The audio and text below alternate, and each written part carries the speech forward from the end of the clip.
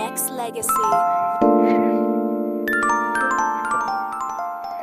Once again, this is Diesel Hampton, and you're tuned in to Danaya Azure Radio. Good evening, Diesel, and welcome to Danaya Azure Radio. How are you?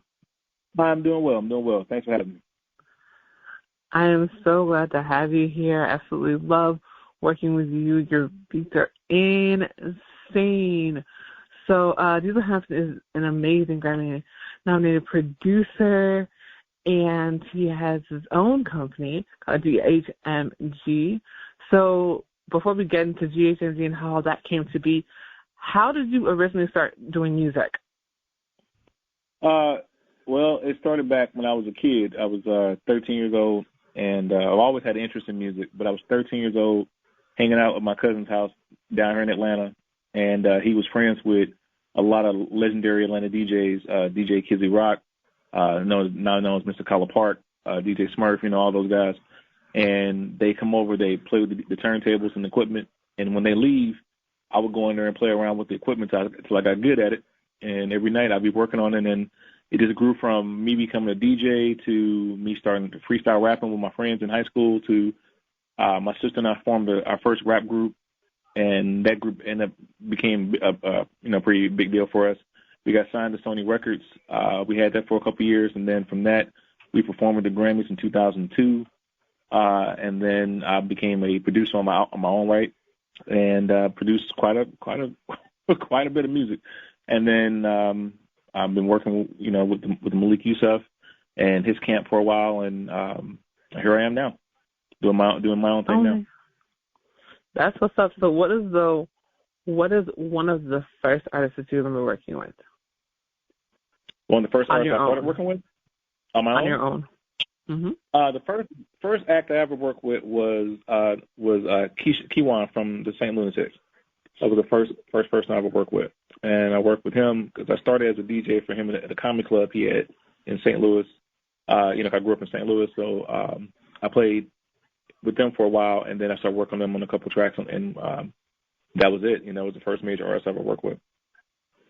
That's awesome. So how did you originally start working with Malik? That was a little bit of happenstance, to be honest with you. I married the lovely Bryson Miss Alexander, and she said we talked about me doing music, and she saw I was really into it and what my interests were, and she said, "Hey, I know a guy, and I don't know if you know who he is." And she said his name is Malik Yusuf, and he's like my brother, in spirit. And I was like, oh wow, I knew Malik because I was spinning in some coffee clubs in St. Louis, and the song he had out at the time was "Do You Want to Ride with Common?" And because I played that song so much, it became a staple in most of the clubs I played in. Like most people who know Malik in St. Louis know him from that song, and I was the one that really pushed that song out in that area. And so when she told me that he was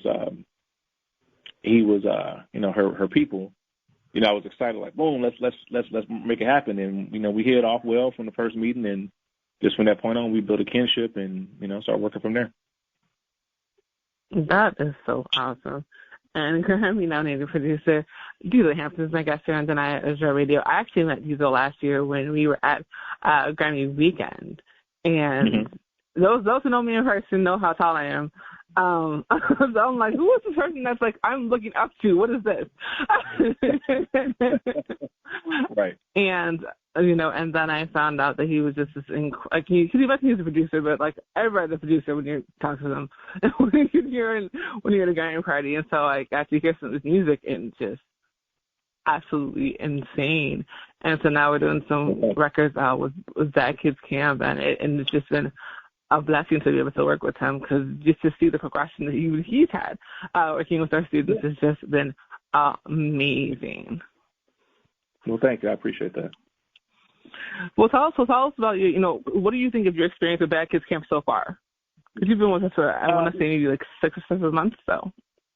Yeah, what I really like about Bad Kids is I get a chance to, something I really love doing, which is reaching back and help artists and producers and songwriters who are really trying to get to that next level. It's a passion of mine to help people have a better experience than I had in the music industry. I mean, my history goes back to getting screwed up record deals and dealing with, some pretty bad people I should have been dealing with in the music industry. But I get a chance with Bad Kids to actually help these kids. A lot of them, they're adults, so call it what it is. But help these guys,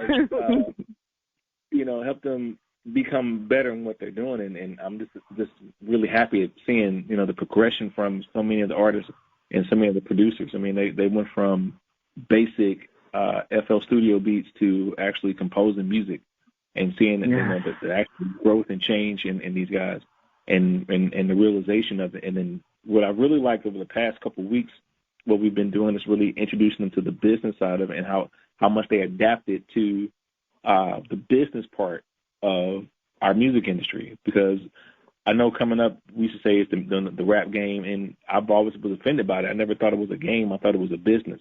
And I came with it in a business mindset that, if you didn't have any type of business acumen with it, these people will take advantage of you. And, industry rule 4080, record company people are shady, Tribe Called Quest. And it's the absolute truth. You have to really understand the business. And so we've been really focusing on the betterment of these musicians, because let's make sure we call them that first, these musicians. And then secondly, we've worked on the betterment of these musicians as business people in the music industry. And I'm just so proud of all of them. Absolutely. And I think it's so important when it comes to the business aspect of it, because the problem that I've seen with a lot of artists is that they get so focused on the numbers and the likes and the clicks and the yada, yada, yada. Right. And I've seen, it was something in the millions for TikTok views, but the way that check looks, I think it was like $8 or something crazy. Exactly. I was like, this is insane. That's a lot. Right. Let's be very clear. If you are not a content creator, you would not understand this. How long, when you really a content creator, you're taking your time to make sure the video is right. You're making sure all your voiceovers, your editing's on point. Sometimes you got to redo it because the darn thing won't act right. So you got to go back and re-edit and go re-export and all those things and color corrections. This takes hours. Right. If I do all of that and I get 1 million views and I get an $8 check, I'm going to TikTok and saying, "Excuse me, where's my money?" Oh. This don't make no kind of sense. Mr. TikTok. I need to talk to Tick and Talk on this. Tick and Talk right away. Right. Yep. Cut my money. And so, and a lot involved. Mm-hmm. But the same thing goes for Spotify. I'm like, okay, so how are the people that have never written a record, don't know how to write a record, have no clue what's going on, making so much more money than the people that actually making the records? Yep. Exactly. And that's the thing that we really focus on when we talk to these younger artists. It's cool to have 1 million streams. It's cool to, have all these followers and everything like that. But if you're not making the money from it, then there's a disconnect somewhere that we have to find and get that disconnect corrected.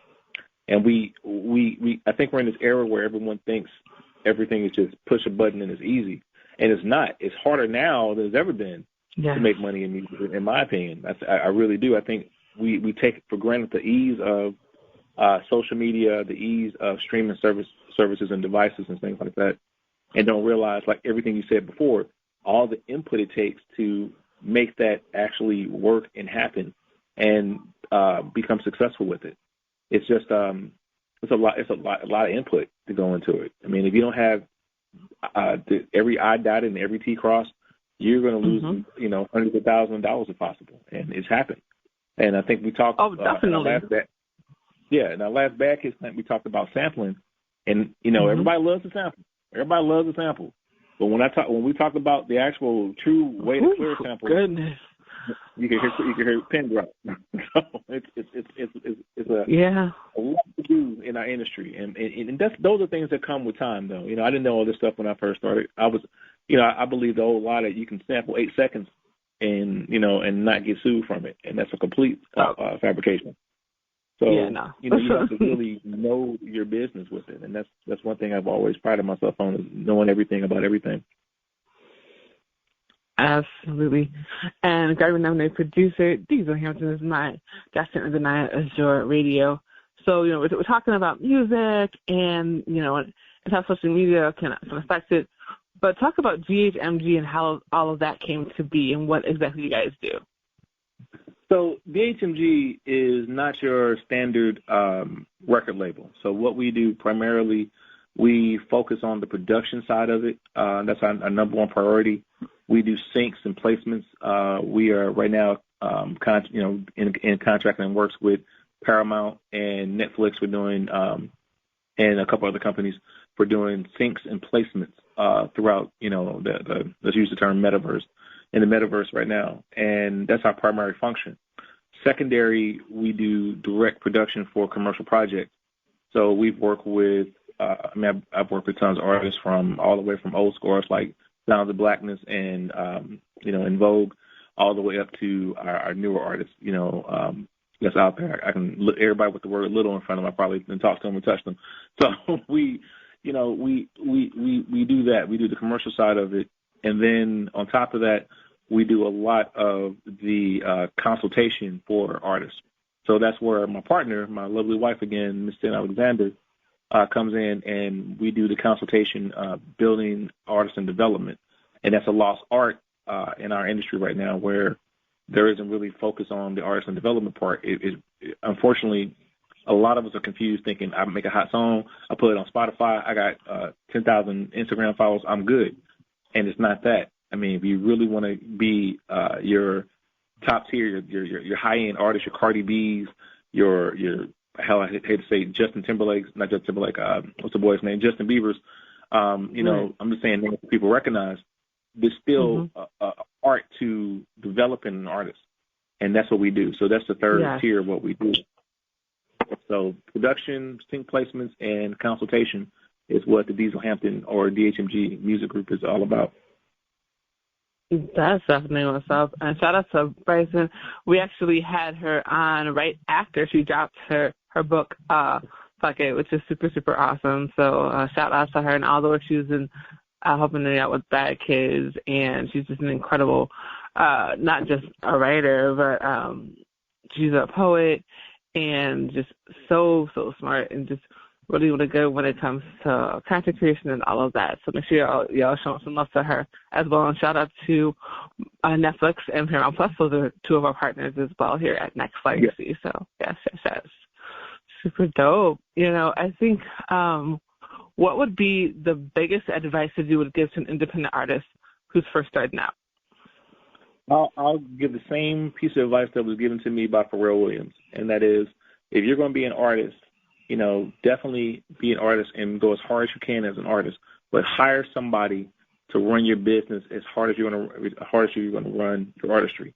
They have to go 100% in on the business side for you as you would do for yourself. And the reason I say that, to separate the two, because it's almost impossible for you to do 100% as an artist and 100% as a business person. So to pull it around, DHMG gives me the freedom and flexibility to focus on the production side and focus on, getting those projects taken care of. Whereas the other partners in the group, in the company, they are able to work the actual business side of us and allow us to get the contracts and allow us to do that business part. So the advice I say is build a team. One man is not an island. One woman is not an island. Build a team. Get smart people in place for you that you trust and let them work. Don't try to intercede their work. If they're working for you, let them work and let them run your business while you do the best art that you can possibly do. That's the advice Pharrell gave me, and I share it to the world. That is awesome. I agree 10,000%. What do you think is the biggest mistake that most new artists make? Sharing music too quickly. I think one thing that we do, it's a habit to make something hot and something dope, and you want everybody to hear it. Nobody wants to sit on a live grenade, but sometimes it can backfire or it can explode in your hand. And, we talked about the whole clearance of samples and stuff like that, but also it's about understanding what the market is and who to put it out to and when to put it out. I'm sitting on a song right now that I know for a fact it will be a mega hit, but I'm sitting on it because I'm trying to make sure the timing is right for it, the marketing is right for it, everything is in place for it. There's a time for everything, and I'm not telling everyone to wait until 10 years to drop a song, but I believe that if you understand when to release your music as opposed to just releasing everything you got. And, you know, you're going to understand how to cultivate an audience and have people wanting your music.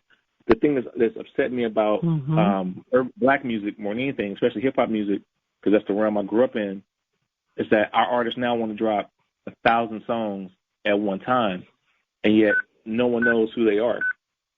So if you drop 1,000 songs and I have no idea who you are, what's the incentive for me to listen to anything that you have? You dropped 7 albums, but I haven't even heard your first single yet. And we need to get back to cultivating and grassrooting and growing these singles. The biggest songs are grown. They're not instant drops. Everybody wants to do a Beyonce drop at 12 o'clock midnight on a Wednesday and go multi-platinum. But they forget one thing. They ain't Beyonce. You know what I'm feeling? You know what I'm saying? So, you know, if you don't have that marketing behind you, you can't. You have to know when to release your song and time it right. Get that marketing part done, and you're going to be golden. That part there. You know, and I think the biggest thing about that one piece you said when it comes to Beyonce dropping, you know, it can drop an album and it sells out right away. That took work. That didn't happen overnight. She didn't do her first album. Her first Destiny Child's album, they had to build it and grow it up. I mean, you were singing Can You Pay My Bills for 2 years before, you know, the next single dropped out. Because you had to build that recognition of it. And if you can't get people recognizing who you are, what's the purpose of me dropping another song? I don't care about the first song. Why would I care about the second song? And regardless of the advancements in technology, the mindset of human beings is still the same. I have to know what you have before I have an interest in it. And that's why you have to market and understand when is the time to drop a song. Right, definitely. And this is where the situation with social media can come into play, is that you're able to kind of get people anticipating and waiting for that record, because they're giving like little snippets of, like, you know, hey, I'm here at the studio, hey, I'm doing X, Y, Z, and you're bringing your fans into a very small portion of your life, just enough so that they're wanting to know when your music is going to drop. Now, there definitely is too much oversharing, because there are some people that I was like, why would you say that in an interview? Are you kidding me? But exactly. We don't need to know all of your business. But when it comes to music, definitely those and this is free game for y'all. I use this in my class. The free game for y'all. Those BTS photos from your photo shoots and in the booth are important, because it lets your audience know that you are working. You don't have to have no kind of sound. You can do an acapella, whatever, but it lets people know that you are working for real, and you're not just saying that you're doing X, Y, Z. You're actually putting that time in to get everything together. Well, think about it this way. What's the biggest event of the year that's marketed to death for 3 months? Christmas, right? And little kids are waiting for Christmas. They know December 25th, they know I'm going to wake up and I'm going to got a bunch of presents there. But that whole time, they're getting songs about Santa Claus and Silent Night and the Grinch and all this stuff, and it's building them up, and they're getting anticipating, and they're sweating, they're throbbing, they're shaking their hands, and Daddy, when Christmas? Is it Christmas yet? You're like, nah, it's still December 2nd. And, you know, and they're going, Daddy, it's Christmas. Nah, it's December 3rd. Quit asking. You know, and they're going, they want it. And then all of a sudden, Christmas comes. Boom, this is the happiest day in this child's life. And that's how your music needs to be. You need to your release needs to be Christmas. You need to get people built up and waiting for it. This is the reason why companies like Marvel and Disney and Marvel do so well, because they put something out and they put enough of it out for you to be interested and waiting for it. Yeah. Like when they dropped Wakanda Forever, they gave us little hints and teasers, and you couldn't wait for it. And then before the movie came out, we had a line of people lined outside the movie theater dressed up like their favorite character from the movie just to come in and watch the movie. Regardless if you liked it or loved it or hated it, you still was anticipating it.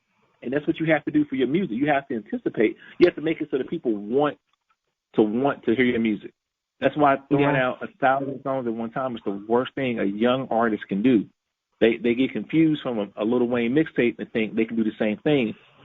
But like I said earlier, you ain't Lil Wayne until you get to that point. And Lil Wayne still doesn't do that. And I'm using him as an example. He still doesn't do that. Lil Baby still don't do that. They don't do that. They still anticipate something, make it so you anticipate for it. That's why they advertise. That's why they do features and things like that, so they can build up for their new project. But if you give everything away, like they say, what's the thing? Why buy the cow when the milk is free? You've already given everything away, so you have nothing else to offer me. And artists need to really understand it and take that into consideration. Yes, and Grammy nominated producer and owner of GHMG. We should do the Hampton is my guest here on Danaya Azure Radio. So, and I love that you gave that example when it comes to Disney, because I would definitely say when it comes to things like The Little Mermaid that's coming out in May, people were having a fit about that, 2 years ago? And to this day, they're like, they got all these dislikes from the 7:30. What does that mean? All those people are going to go to the theater and buy those tickets because they want to see, because they were talking about it and hate it and this, that, and the third and all of that. And all the little races going to be like, not my mermaid, and the child's going to be trending, right? Like that's how that's going to work, because I know I'm going to be in line for that. Disney doesn't care if they hate it, if they love it, whatever. All they care is that they sell tickets to it. That's all it's about. That's it. It don't matter if it's crap, if it's great. It's about making money on the whole thing. So when it comes down to it, if you drop a song and you got the song out to go, and it could be a garbage song, but you've built up anticipation for it, and you've been advertising and marketing and getting people to see your face, and they want to know who you are and what you got. Who's this guy? Who is little such and such? Who's little Cadillac? What little Cadillac got coming out? What do you got coming out? Little Cadillac. All the time. And then all of a sudden, boom, little Cadillac drop. Here a song is, and regardless if it's a complete disaster or if it was a great song, he got the people in place to get that song, and that's what it's all about. Building that anticipation up. So again, going back to your question, don't release everything that you have at one time. Sit on your music and know when the time is right, and build an audience up for it. Because without an audience, you don't have anything anyway. Absolutely. Definitely. And I think when it comes to that piece of building that anticipation, now when it comes to, what would you say would be the qualities of a good song? That's a good question. I think a good song in today's marketplace would be something that is catchy, something that gets people's attention, and something that you're going to sing, that's memorable. A great hook is always the key to a great song, because you want people to sing it and remember it. Now, I say that as a person that listens to the most lyrical music in the world without any type of hook or anything with it, because I'm straight up underground New York hip hop guy. But when it comes to a song that's going to last and make it, it's making those hooks that stand out and make people want to sing it. So when you have a good song, I'll use Mariah Carey. All the single ladies. Everybody knows that song. You start singing that song, everybody gets up and start going on it. So the key is having something vocally. Wait, that's Beyonce. Yeah, on the Beyonce. So definitely have something that's memorable. And then when it comes down to the instrumentation part of it, people like to have a good time. And regardless if it's a good time listening to a somber song or a good time dancing, make sure your music is enjoyable. Never make music for yourself. Make it for your audience.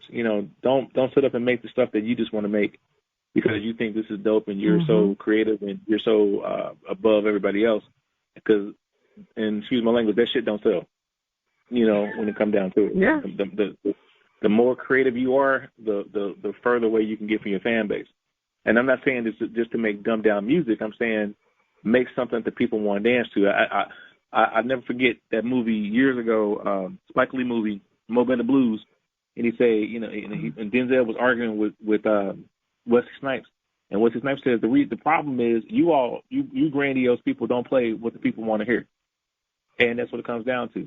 Make something that the people want to hear, and make something that they can remember. If they can remember your song, you got it made. That's the game right there.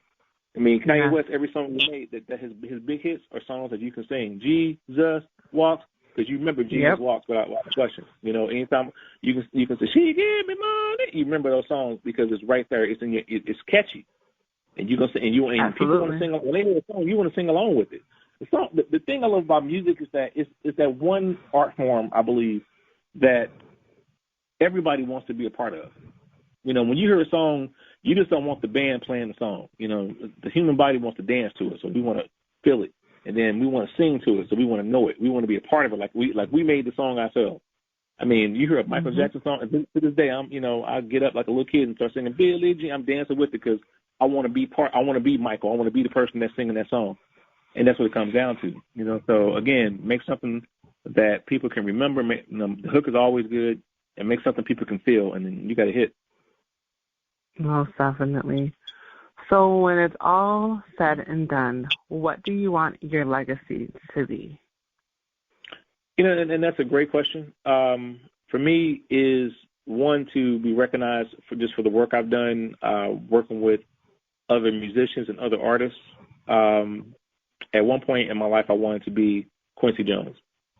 And then the other part of my life, I wanted to be Berry Gordy.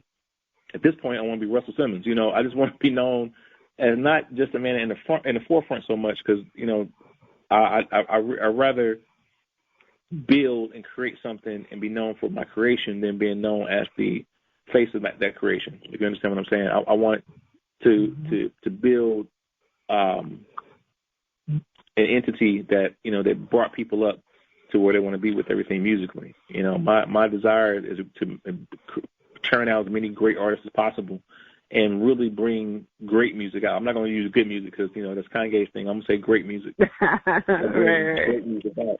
And just have great music out there because, you know, I know it sounds cliche, but music has saved my life more than one time. You know, it's gotten me through so many things. The thing I love about the musical experience is that, you know, you can play the right song and cry for no damn reason whatsoever just because that song's on. And that's the thing I want. Absolutely. I want to create more of those sorts of scenarios where people are just loving what they do with it. And I built and helped these artists come up and become the best they can be. And then I want 10 Grammys. So, you know, with that. So, also with that. So, but that's where I want to be. I want to have a mark where I made a difference in the lives of many musicians, and I inspire people to make the best possible music they can be when it's all said and done. Definitely, and $1 billion. Definitely. Yes, and $1 billion. So, checkpoint for sure. Absolutely got to have the abundance. Thank you so much for coming on. Go ahead and tell everybody where they can find you and book you. I am on all social media platforms, very simple, under Diesel Hampton. And it's not a special way to spell it. It's not. It's real easy. It's like the truck, Diesel, and then Hampton, Hampton, Diesel Hampton, on all social media platforms. Also at www.dieselhampton.com. The website is being revamped, so that will be revamped this week. And then booking, you can contact me, dieselhampton at outlook.com, or, you know, send me a message on social media, and I'm happy to talk. And you know, for not just for music, for bookings, but also I speak. I do classes as well, teaching motivational speaking, all that. And, you know, that's me.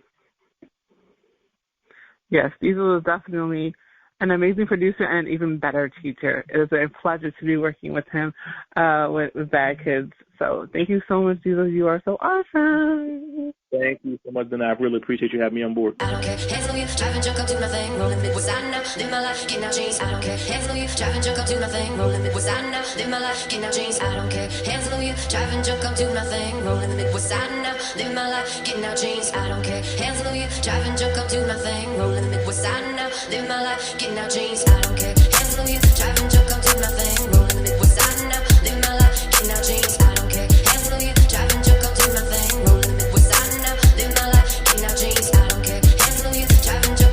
Swerve. Rolling mid, what's I now? Live my life, getting out jeans. Swerve. I don't care. Hands on you, driving drunk, up to my thing. Swerve. Rolling mid, what's I now? Live my life, getting out jeans. Swerve.